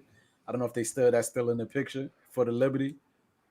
And I know, the squad is stacked. The squad is stacked. Yes, but hey, I mean, they wanted to play for the Liberty. Yeah. But you got to understand something, Hootie Mac. When you're talking about the New York Liberty, you're talking about the upper echelons now. They are the upper echelons of the league. And you heard it here when I said it. I said New York Liberty win the championship year. They winning this year. I don't know about the Aces. The Aces are starting to pick up ball lately. They done won 3 straight. But at the same time, but you can't count Asia Wilson out, man, because Asia Wilson she just, when you need a bucket, they go straight to Asia Wilson. And she, like last night, that mid-range game last night was deadly. But I just want to touch on this and then we'll get back on topic. Last night, what I saw from the Chicago Sky, the guard play on the entry pass was atrocious. And if Weatherspoon would just look and just go with that high-low with Angel Reese and Cardosa, let Angel Reese throw the ball into Cardosa, because it was times that Angel Reese was the best playmaker on the floor. And she was getting the ball into Carmilla, and Carmilla was going to work. Every time that high-low action was working. The high-low action. And every time that our girl, everybody wants to, Lindsey Allen, what does she do? She can't even get the ball in the paint. Dana Evans, she can't even get the ball in the paint. And the problem I have with Dana Evans, I'm not going to take nothing away from her because she was the best thing that came off the bench last night. She showed signs. But the thing about Dana Evans is If she gets the ball, 9 times out of 10, she's going to jack it up. 9 times out of 10, she's going to shoot it. And she don't even give a chance for Cardoso or Reese to get set in there to even to get a potential pass. She going to jack it up. But the thing about it is, let's get back on topic. What we was talking about, Christy Sides, man, I think everybody's seeing what kind of coach Christy Sides can be because she made some adjustments, man. Everybody came at her talking about, oh, her coaching IQ is low. She don't know how to make no in-game adjustments when the game's on the line. She done lost all these games. What can they say now? Christy Sides put Katie Lou Samuelson in, and a lot of people were like, Lexi Hull took Samuelson's starting spot, right? And they did not want to see Samuelson back on the floor. Samuelson came into the game because the Sparks were getting to the basket at will at one point. Derica Hamby was giving them a lot of trouble inside. Sims was penetrating. Samuelson came in, and with Boston, they locked down the paint. I think she had the highest plus minus off of the bench. Katie Lou did a lot of work off the bench tonight, a lot of good work that went unnoticed. Because really and truly, she's more seen as like an offensive player, like a three. She's a 3-and-D who's more known for her three. And if she's not scoring, like most people think that she's just useless, right? But she had a good defensive shift, like in terms of like just keeping the smaller players out of the paint and D'ing up on Hamby, helping with Boston. Like she had a good game today. But the thing about it, when you talk about Katie Lou Samuelson, I agree with everything that you just uttered there. But what people realize, coming off the bench and you second in plus, she had a plus 11 tonight. Coming off the bench, she was the second, highest plus minus. Aaliyah Boston was the highest at a plus 12, right? But like you said, what Katie Lou Samuelson did coming off the bench, and that's what I'm saying about your guards, right? When you got somebody like a Rakia Jackson on the opposite team, knowing what she's capable of doing, and then you have the luxury of bringing somebody in like Katie Lou Samuelson to say, hey, that's your main focus. You go out there and you shut that down. You cut that water off. And what happened was that's good coaching. And that's what I was getting to. And see, that's the things that people didn't give Christy Sides credit for. The adjustments. These in-game adjustments that she did tonight, because that game wasn't a blowout game. That game was a good game from start to finish, right? But the same thing, like you said, bro, Gad, you bring Katie Lou Samuelson off the bench. The way they played defense on Rakia Jackson, it was attention to detail, right? And now what happens is you lock one of their best players down to 5 points. That's gonna cultivate into winning basketball. You cutting the head of the monster off, and she can't get going. You making somebody else beat you. You didn't let Rakia Jackson beat you. Correct. She did get Lexi Hall in foul trouble though. Get Lexi Hall in foul trouble. But that's why what Bro Gad said, Christy Sides did a good job by bringing Katie Lou Samuelson in the game. Because it's the length. Remember now, like Lexi Hall hustles, she's good in terms of moving her feet. She can get around or whatever, but she don't got the length. Katie Lou is taller. Lou is taller, right? So that's why, like, to me, it's one thing to say, like, you got all the pieces, but a coach is someone who knows how to use those pieces. And I think personally, go ahead, Hootie Mac. Go ahead. I was gonna say Katie Lou would be best served. She's not the best fleet of foot, but she could do all right on your average, like your Azure Stevens and them. That was in the game, like your second option forwards in the game. But if she can at any point figure out what's going on with her shot, like Lexi Hall has, they have another potential weapon in their back pocket. That would great. I think that right there, if Katie Lou Samuelson is coming off and giving them buckets like Dantas does at times, because Dantas is showed out that she can hit reliably at times from three. That'll be another weapon in their back pocket that would make them very hard to deal with. Oh, and I said they're a scary team right now, and any piece that you add that can come in there and give you spot minutes is going to help the Fever out in the long run. And whatever Christy Sides is over there doing, whatever she's selling, whatever she's giving them to drink, they buying in. You know what I'm saying? They buying into what Christy Sides is conveying to them now, because y'all guys know when the Indiana Fever started out 1-8, right? it was all kinds of like, man, what is going on with Chrissy Sides? She can't get this. Everybody was saying, oh, she's not the right coach for Caitlin Clark. Fire Christy Sides. Fire Christy Sides, but trade Alyssa Smith. Kelsey Mitchell is a ball hog. Exactly. Erica Wheeler dribbling the air out the ball, right? Oh, Boston ain't fit. She too fat. She too slow. And you know what I was really upset about, man? Because you started off 1-8, right? And then they went on a 4-game win streak. They still wasn't giving Christy Sides her credit for even turning them around to get them on the 4-game win streak. And people were still upset. They was winning, but Caitlin Clark wasn't performing to her potential. And they all blame Christy Sides. Oh, they taking the ball out of Caitlin Clark's hand. They don't want her to shine. But hold up. Indiana winning. They reeled off 4 straight. What's the issue? Man, it took a while for the adjustments. It took a while for the adjustments, but it's not all one player. It's the coaching and it's using the pieces that you got. Yeah. That's the problem with the Sky right now. The Sky doesn't have pieces. Flawed roster, man. Right now, your best playmaker, and like I hear people talking all the time about how Lindsay doesn't feed the bigs, right? Lindsay Allen is a small point guard. And you have non-shooters on the floor. The paint is clogged. Like, it's easy to be like, okay, man, just feed the bigs. You need an elite passing skill set to be able to feed bigs in a tight space. That's not Lindsay Allen's game. That's not Lindsay Allen. She doesn't have that. It's not that she doesn't want to. It's that she can't. It's not in her nature. It's not in her nature, and it's not in her skill set. You're asking a vet to like do a 180 in terms of what she's able to do, what she's comfortable doing, right? So like how is that gonna work? The reason why Reese is an underrated passer, Angel Reese is a highly underrated passer, and on top of that, what makes her passing more effective, especially with someone like Cardoso, is she's tall. When you got 6'3" Angel Reese lobbing in the pass, right? It's a lot easier for her to get it over the top of the defense than it is for someone the size of Lindsay Allen. That's why that high-low action works so effectively. But if Angel Reese is your best playmaker, that means something is wrong with your roster because Angel Reese should never be your best playmaker. And that's no diss to Angel Reese. She's capable, but that's not her job.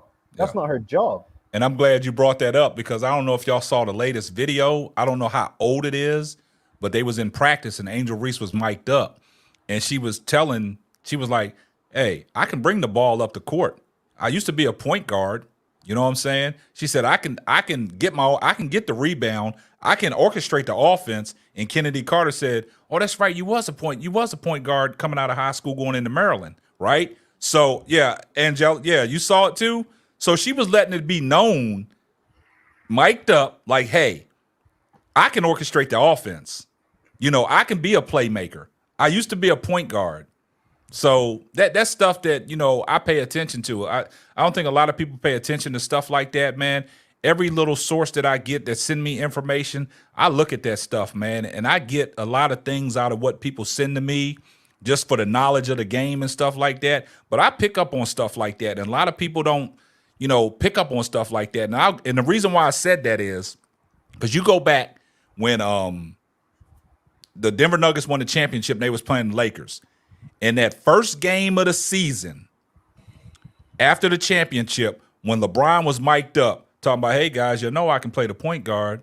Y'all just got me out there standing around. He was talking to Phil Handy. He was mic'd up. Because if you noticed in 2020 in the bubble year, LeBron was the point guard. He led the league in assists. They won a championship. So he was just letting it be known for people that wasn't aware of it. Hey, just put me at point guard. Let me orchestrate the offense because you're not going to win with D'Angelo Russell and Austin Reeves in your backcourt. Now let's get back on topic. Oh, and speaking of passing information, people that pass information too, I did put a link in the back chat. I got it. Who the man? Yeah, I got it. Yeah, I haven't pulled it up. Brother. Yeah, for you, but I got it. That's something you could check on your off time. Yeah. If you wondering what it is I have found, just was Google searching looking for something, like trying to see old games. And they got all the old college women's and men's college basketball games, all last season's NBA games, okay, and then some other older years too. So like if you somebody that enjoys going back and looking at old games for research purposes to break down whatever and stuff like that. They just like to get a better idea sometimes of what you're seeing in this season. That website that I found it is great. They even got the international games too from the Olympics. Yeah. They got the Olympic games in there too. It was great. Hey, that's So good stuff, college man. and pros and yeah. See, I And they accept got all one that for stuff. the NFL too if you want it. They got one for I found for the NFL too and college football. This season and last. Yeah, and let me touch on what Angelelle Jones said, man. I agree with that, man, because also in that video, you see how many times she was knocking down that 3 ball when she was just shooting it. She was catching it and just shooting it. And I agree with you. She gets in her own head. She just don't want to take. It was last night. It was a couple possessions where she got the ball on the wing and was wide open, nobody around her, but she just didn't take the shot. Yep. Yeah, no, it can be a little, it's a little harder in the game because I think it's the fact that her release is kind of slow. So she's worried about being blocked, but she's getting that. They're giving her that gap, right? And it's almost like she can't believe, like, you leaving me this wide open. Yeah. And sometimes you can be like, you can overthink your release. You shouldn't be overthinking. You should be like, as soon as you get the ball, you want to shoot in rhythm. You don't want to be like stuck in the mud. And that's the problem. She's like, should I shoot? Should I shoot? Should I look for someone? Because she's just not accustomed to it, right? Yeah. But I don't like making like direct comparisons, obviously. Like, it's two different players. But something I've noticed also about Clark, right, is you can tell that that girl does not have a life outside of basketball, right? No, seriously. Nah. Like, hear me out. Like, people were criticizing her for her not having a floater. People were criticizing her for not having a mid-range game. And like, she comes back from the break, and all of a sudden she's putting up 1 to 2 floaters. Oh yeah. Right. I saw her She do did a step back a turnaround fade away from the mid range. Yeah, right? I saw that. All net, and I was like, where the fuck? Like, where was that? I've never seen that do that before. And I was like, this is someone who listens to criticism, right? And probably like she pretends not to hear it, and she'll just be like, oh, I'm working on my own thing, trying to steadily improve. Like, people will say that she does not have something, and she'll probably like go to practice and work on it and come back, and all of a sudden you'll be like, where did she get that from? Right? So to me, it's kind of like, I'm not saying like Angel Reese might be that type of player. I don't know if she is, but you can tell that Caitlin Clark is that type of player. Like, she's like always adding little things to her game that like from the game before, people will be like, well, she could have done this better. And then the next game, all of a sudden, she's doing it. Yeah. I just want to see Angel Reese just be confident enough just to take the shot, miss or make. Just trust your basketball skills. The things you do in practice, you gotta implement in the game, and you gotta live with the result. Exactly. That top of the key mid-range jumper, though, she is able to hit it wide open. So, she got to take more of it, man.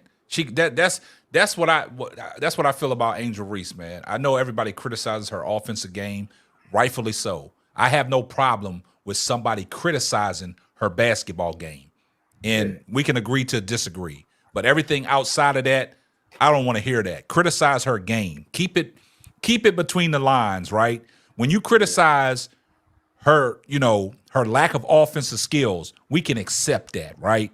But my thing is, like they said in the chat, I just want her to have the confidence just to shoot it, man, because I've seen too much footage of her putting in work, knocking down outside shots, knocking down 3-pointers when she just running, getting the ball, and, just shooting it.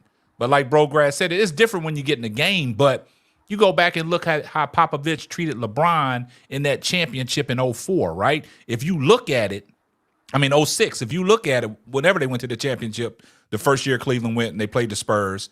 Yeah, it was like 07. Pop was like, man, just let LeBron shoot. And LeBron was all in his head. But then once LeBron figured that out, Pop had to come up with a different strategy because LeBron started hitting that outside shot. Now you're in the trick bag. Now how you going to guard him? So that's the same thing I think about Angel Reese. If she starts knocking down that mid-range game, you got to get up on her And you know she has the potential to blow by you because she does be aggressive, right? And that's when I say that sometimes when she be that aggressive going to the basket, she don't get the calls that a lot of these other players get just by being aggressive going to the cup. And like I said, if she can get to the foul line at least 7 to 8 to 10 times a game, man, that would be great, man. That would pick up her confidence too.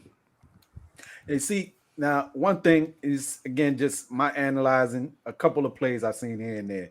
And y'all can go back and watch some of them old Sky games if you want, or whatever. Or they got the LSU games too for Angel. I did notice last game she took a drive. She took a right hand drive from about like right elbow, and I think it was the last game, right? And her first step was explosive. It was quick as all hell, right? She got to the cup. She did miss the layup, but I was like, oh snap! Like she was gone. It was like nothing too much to it. Just like one, two dribble, go, boom, you at the rack. Yeah, you at the rack with it. If you want to attack off the dribble, if you're not getting what you want right underneath the basket because that layup might be too hard for you at times, depending on your defender. All she gotta do, whoever is training Asia Wilson, taught her how to do some layups, because Asia be going up like her name James Harden. Mm-hmm. Bro, she making that layup. She making that thing is sweet finger roll. I mean, just beautiful. But you got to look at Asia Wilson. She got that step through too. When she going downhill, she got the ability to slow up and get you that Euro step as well to get to the side that she wants to get to. Mm-hmm. That's bad habits. Asia Wilson came into the league as a polished player, right? Asia Wilson already had good footwork. She already had an outside shot. The only thing she didn't have was a 3 ball. So, like, really and truly, Angel Reese has a lot of potential, but she has to go in the lab and really work on it. And it's bad habits because she's used to playing as a center in college, where more often than not, she's the tallest person on the court. And she can bring the ball up from her hip because no one's really blocking her shot like that. But she's now playing as a power forward. And when she's closer to the basket, there are players who are bigger, stronger, faster. They're not letting her get that shot up. And if she's swinging from that low, she's not going to get the foul calls. Exactly. You're only going to get those foul calls if you go straight up. You realize whenever she gets the ball, she puts it on the floor first and then tries to go into the scoop layup. Yeah. You're like, I understand she's getting hacked, she's getting hit, but if you do that, you're not going to get the foul calls. The players that get the foul calls and they play it like that, they get the ball and they go straight up. So they force the defender, right, to try to make a play, to try and get that block in, right? But she's not doing that. So that's how you draw foul calls. You get that ball and you just go straight up. Yeah, I totally agree with that, and I'm glad that you pointed that out. Like sometimes she gets the ball down there, and I think we touched on it earlier. It's just too clogged down in that paint. The bigs don't have room to operate because of the flawed outside shooting. Nobody respects their outside shooting. So they're gonna double down. They're gonna, as soon as she gets the ball, they're gonna collapse. So it makes it look like, damn, Angel Reese is battling 3 or 4 defenders at a time, and that goes back to her rebounding, where she's getting her own rebounds over 3 or 4 people. But it's the situation because of the guard play when you don't have a knockdown shooter that's going to space the floor and open it up. The paint's going to be clogged, and they don't have room to operate. I've seen Camila Cardosa get the ball down there, and with her being 6'7", sometimes all she got to do is turn around and lay it off the glass, but she fails to do that because now you got them swarming. So now she got to make a decision, right? And, she only gets that far off the ground, so it's not like she's elevating to get up there. She's just using her length, but at the same time, that paint is so congested, and, they don't have the spacing on the floor, man. They lack spacing. You could use a Chelsea Gray. And I'm glad you brought Chelsea Gray up. You saw what Chelsea Gray did last night. As much as everybody's trying to make her ride off in the sunset with Diana Taurasi and stuff like that, do you realize the games that they play against the Chicago Sky, they always perform? Do you see what Chelsea Gray did last night, 13-10?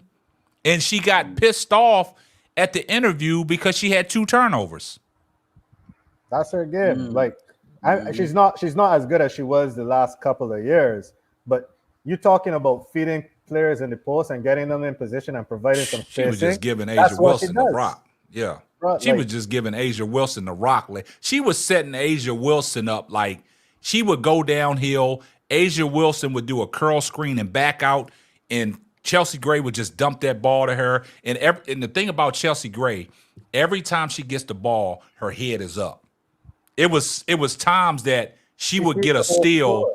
And she's the point guard. That's what they call her. But what impressed me about that is 13 and 10, two turnovers, and she got pissed off about that. Yeah. And they didn't even have Kelsey Plum last night. And then you go back and look at the 2 games coming out of the Olympic break that Diana Taurasi played against Chicago Skies. But they didn't really need Kelsey Plum. Exactly. So, I mean, no offense to Kelsey Plum, but right now, to me, like, she's not adding as much value as you would think of a player of her talent. And I like when all of the Olympians for the Aces are on the floor, it's almost as if everyone gets in their head, all right, we're going to just dump it off to Asia. We're going to give everyone a touch. Then we're going to dump it off to Asia, and she's going to do her thing. And what happens is that I find that you just take one of those players off the floor, especially someone like Plum, who's usually, if the play breaks down, is going to look for her own shot, right? That's what she does. She has that green light. Like, she got that green light more than Chelsea Gay. Chelsea Gay is facilitating. Jackie Young, she's facilitating. And if she gets an open catch and shoot or an open drive, she'll go for it. Plum has the green light, or she's supposed to have the green light. But a lot of the times, like, it almost looks like if she's a ball stopper next to Asia being a ball stopper. But the difference with Asia is efficient with it, right? Plum isn't anymore. Like, Plum will put up like 27 points one game and then give you 9 and like 5 or 13 the next, right? So that, to me, like, I don't know like how they're gonna fix that. Like, I could see the Aces winning, but they have some like on-court issues to work with, and they don't have any bench depth, right? But Chelsea Gray is like a point guard, especially in the half-court offense, because I know we talk a lot about the transition play with the point guards, but if you're talking half-court offense, Chelsea Gray is still probably the best. Oh yeah, because she like Tim. I'm glad you said that, man. Kelsey Gray moved her players in position when it was needed. The Sky Guards did nothing like that, but Reese do that every game. If Reese came out the game, the Sky, and I'm glad you brought that up, Timothy. Last night when Angel Reese was out of the game, man, Chicago Sky looked lost. They looked lost out there. The defense, they was just letting Jackie Young just go straight to the basket, no resistance, nobody on the help side. I'm glad you pointed that out. And like Bro Grad said about, Kelsey Plum and stuff like that, and Chelsea Gray and Asia Wilson. But if you look at that game last night, as bad as the Sky played, they still had a potential. When Dana Evans hit them 2 back-to-back threes and cut that lead to 9 from 15 to 9, they went straight back into Asia Wilson. And Asia Wilson they couldn't Cardosa couldn't stop her. And I just thought last night, in spots, you needed to put Angel Reese on Asia Wilson. But, we saw what Camilla did. She fouled out, man, and it's just like she just be having her way with Camilla Cardosa. But that's a great point that you picked up on, Timothy. Appreciate the comment. Yeah. So, man, that is, man. I mean, like I said, Bro Grad, I love having you up here, man, kicking that knowledge, man. You do it all the time, man. Sometimes you seem to amaze me because you be bringing up points that a lot of people got to understand, like watching the game and seeing what you see and giving your analysis on it, man, is great, man. I'm just trying to learn, man. I'm still learning. Like, the thing about it is, like, I've been watching the NBA for so long, but I was just watching the NBA for entertainment, right? Yeah. Like, I put on an NBA game, and I'll what's his name? That guy on ESPN. He's the guy that really got me into analysis. I can't remember his name. It starts with a Z, right? But I would like read his articles just to try to get an idea of like the game and stuff, because a lot of the time you just like see winning basketball teams and you don't really understand what it is that makes them tick. So then, like I told you, I caught on to the WNBA game and I realized it's a completely different game to the men's game. I caught up with like the college game and so on, and yeah, like there's like decent ball. Like once you don't compare it to the NBA, once you don't compare it to men's basketball, you realize that it's its own thing and it's its own kind of entertainment, and you can really get down into it and understand it. Yeah, I got you. And somebody in the comments, Bernadine Dorsey said, your homework is to watch more Sky games. Nah, I don't miss the Sky game, bro. I do not like. Let me tell you something. I am rooting for Angel Reese and Camila Cardoso. I am rooting for like I'm not a Sky fan, but I am rooting for them, bro. Like I want to see them succeed. Yeah. I want to see the Skyscrapers succeed. I want to see a real rivalry between the Sky and the Fever. I want to see them going back and forth for championships. Yeah. Like that's what makes it entertaining. It's good for the game. It's good for the game. It's good for the game. And like I said a while back, man, like the media has created this rivalry between Angel Reese and Caitlin Clark, man. So we got to live in it. And just like Angel Reese said, if y'all want her to be the villain, she going to play the villain. So there you have it, man. It's always great to hear, you know, people's perspectives and people's opinions. But this is one thing before I close out, man. I want to tell everybody, man, and I think it's been a constant issue in my comment section when I do these videos, and a lot of people be saying, where did my comment go? Now, I just want to let you guys know the way YouTube works. YouTube is going to monitor your comments if they think they're racially motivated. So it's not me that are hiding your comments or deleting your comments. YouTube is doing that. I have so many, I just want to show y'all something. I have so many comments on videos that are up for review for YouTube to either release these comments or, you know, put them for the public to see, or they're going to delete them because I have no, let me see. I'm going to show y'all. Hell for review. I want y'all to see this. Look at all these comments that are held for review on my channel because of the racial stuff that's in them. So I don't want y'all thinking that I'm doing this and hiding your comments. YouTube is hiding all these comments because of people's racial undertones that they're displaying on the channel. So I just wanted to make that disclaimer. So don't get mad at me if you post a comment on a video and your comment is not getting displayed. YouTube is holding for review. So I tell people, you got to watch what you're saying. YouTube ain't going for it. YouTube is not going for that. But before we close out, man, I'm going to let Bro Grad give his final thoughts, man. What are your final thoughts, Bro Grad? Oh yeah, man. Yeah, I'm just heading out here, but the Sky play. When did the Sky play? Friday, I think. I think the Sky play the Sparks next. Yeah, they got I think they got some favorable games coming coming up. They got the Sparks next. They got at least one game against the Mystics. I think they play the Wings again, but to be honest, the Wings don't look like a bad team right now. So that's going to be tough. But I don't know. You might still make it into the playoffs. Man, it depends on what the Dallas Wings going to do, man. I mean, because the Atlanta Dreams. I'm sorry, the Atlanta Dream. But the Atlanta Dream got a hard schedule, you know, coming up, man. So that's going to help out. That's going to help out our Chicago Skies, man. But I don't want to just back our way into the playoffs. I want to have some kind of momentum if we do get to the playoffs, man. That's the only thing. I don't believe in backing into the playoffs and asking other teams to help me out. I don't like that. I want to go in with the playoffs. You're probably going to get dog walked, but they're in the first round. Yeah, that's what I'm saying. I want to go into the playoffs knowing I got something. It's about peaking at the right time, right?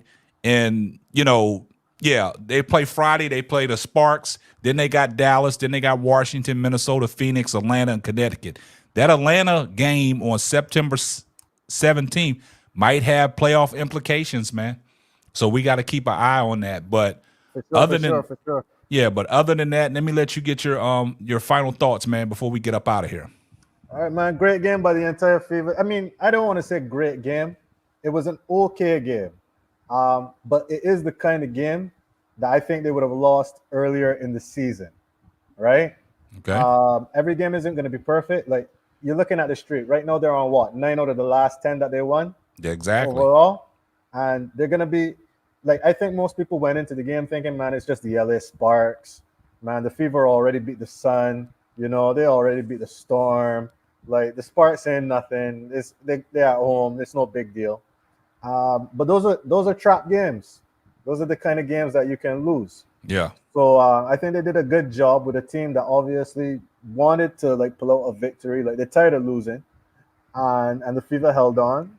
Clark had a great game. The triple-double was nice. But for me, the difference maker was obviously Aaliyah Boston. I think she was the most impactful player on the floor. And you could see that from the eye test, the way she was bullying in the paint. But it also bears out in the plus-minus. She had the highest plus-minus. Plus 12. Exactly. I think, Clark had a great, like she was the next most impactful. She had a plus 7. Yeah, K. Mitch didn't have to really do much. She was a little off at first in the first half, but she didn't have to do much. And I feel like if she had to, she could have stepped up and made big shots in the fourth quarter. But she didn't have to. She didn't have to. Like that, like it wasn't like she had a bad game. It was just she wasn't needed tonight. Yes. Right? And, you know, other people came up big. Katie Lou Samuelson on the defensive end. Melissa Smith with energy as well on the defensive end and getting boards and stuff. So, like, it was a team win. You know, like, we can get so caught up on, she got her second triple-double. She's having a great rookie season, one of the greatest ever. But it was, Fever overall, great team win. It wasn't the prettiest, but it's what you expect of a team that is, you know, like, looking to compete in the playoffs.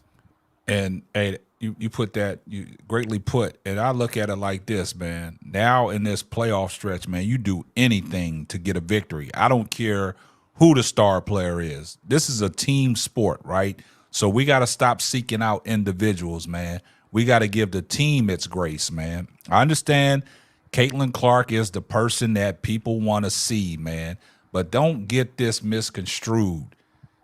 The Indiana Fever got some ball players on their team, man, and you've been on here on record saying Aaliyah Boston. You standing on business with Aaliyah Boston. Aaliyah Boston is the best player on the team. I don't fight with people over that, bro. Aaliyah Boston is the only elite two-way player in their starting lineup. Like how elite on defense, her offense is a bonus, right? We already know what Clark could do offensively. She's an engine.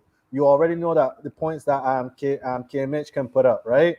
Melissa Smith, she can bang, she can get boards and stuff. She's not the greatest defender, but she's got skill. But Aaliyah Boston does it on both sides of the ball, and she's the most consistent. And man, you look at impact, you look at advanced stats, anything, all of that will tell you Boston is their best player. And I appreciate that. Appreciate you giving the flowers to the other young ladies on the Indiana Fever. But hey, we appreciate that, bro, Grad. Anytime that we pull up, man, you're welcome on the panel anytime, man, because you make for a better show to keep in perspective and let the Indiana Fever and the Caitlin Clark fans know where you stand. But I appreciate you. Salute, my brother. Yeah, respect. All right. So there you have it, man. Appreciate everybody that tuned in, man. Great show tonight, man. Appreciate everybody's support, everybody's donations, man. A respectful show tonight, man. You got points from both sides, man, and this is about the team, man. Everybody's doing great, man. So what it is, man, you know, we love the trolls, we love the Glazers, we love everybody, man. We love everybody around here, man. There's no hate around here, man. I mean, you can say what you want to say, man, but we love it. We love it here, man. So guys, man, I appreciate everybody that tuned in, man. Like I said, that's gonna wrap up.